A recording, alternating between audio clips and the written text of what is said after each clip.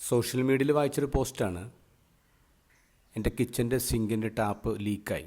ഒരു പ്ലംബറെ വിളിച്ചു.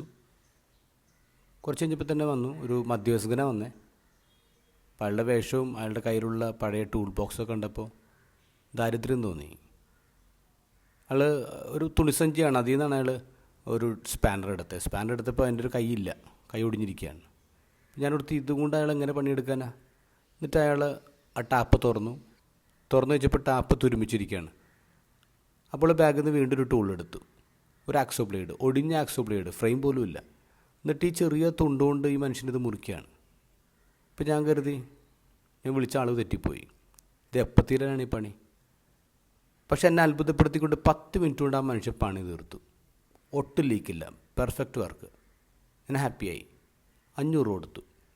അപ്പോൾ അയാൾ പറഞ്ഞു, സാറേ 100 രൂപയുടെ പണിയെടുത്തിട്ടുള്ളൂ, 100 രൂപ മതി. എടോ ഒരു സന്തോഷത്തിനിരിക്കട്ടെ. പറഞ്ഞു, വേണ്ട സാറേ, സന്തോഷം വേണ്ട. കാരണം ഇന്നിപ്പോൾ സാർ ഇത് കൂടുതൽ തന്നാലും നാളെ അതിനേക്കാളും കൂടുതൽ ഞാൻ പ്രതീക്ഷിക്കും. പിന്നെ അത് കിട്ടിയില്ലെങ്കിൽ ഞാൻ അൺഹാപ്പിയാവും. അതുകൊണ്ട് അത് മതി. ഇപ്പോൾ ഞാൻ പറഞ്ഞു, എടോ ഒരു കാര്യം ചെയ്യും, ഞാൻ കുറച്ചും കൂടി പൈസ തരാം, താൻ ഈ പഴയ ടൂൾ ബോക്സൊക്കെ മാറ്റിയിട്ട് പുതിയൊരു ടൂൾ കിറ്റ് വാങ്ങിക്കുക. അപ്പോൾ ആൾ ചിരിച്ചിട്ട് പറഞ്ഞു, സാറേ ഈ ടൂൾസിൻ്റെ നിയോഗം എന്താണെന്നറിയാമോ? തേഞ്ഞ് തീരുക എന്നുള്ളതാണ്. തേഞ്ഞ് തീർന്നാലും എൻ്റെ പെർഫോമൻസിന് ഒട്ടും കുറവൊന്നുമില്ല. ഞങ്ങളെപ്പോലെയാണ് സാറേ, ഞാൻ കുറച്ച് പ്രായക്കൂടുതലുണ്ടെന്നേ ഉള്ളൂ, പക്ഷെ പെർഫോമൻസ് അടിപൊളിയാണ്. ഞങ്ങൾ സീനിയർ സിറ്റിസൻസിന് പ്രായത്തിൻ്റെതായ കുറച്ച് ബുദ്ധിമുട്ടുകളൊക്കെ ഉണ്ട്, but we are not useless. ഇന്നത്തെ ഗോസ്പലിൽ നമ്മളൊരു സീനിയർ സിറ്റിസനെ കാണണം, ശിമയോൻ. 113 വയസ്സുണ്ടായിരുന്നെന്ന് പറയും അദ്ദേഹത്തിന്. 113 വയസ്സ് ആർജവത്തോടെ ഈ മനുഷ്യൻ കർത്താവിന് വേണ്ടി കാത്തിരുന്നു. ഇദ്ദേഹത്തെക്കുറിച്ച് ഇന്നത്തെ ഗോസ്പലിൽ പറയുന്നത് സ്പിരിറ്റ് റെസ്റ്റഡ് ഓൺ ഹിം. മറ്റൊന്ന്, ആത്മാവ് അദ്ദേഹത്തിന് വെളിപാടുകൾ നൽകിയിരുന്നു.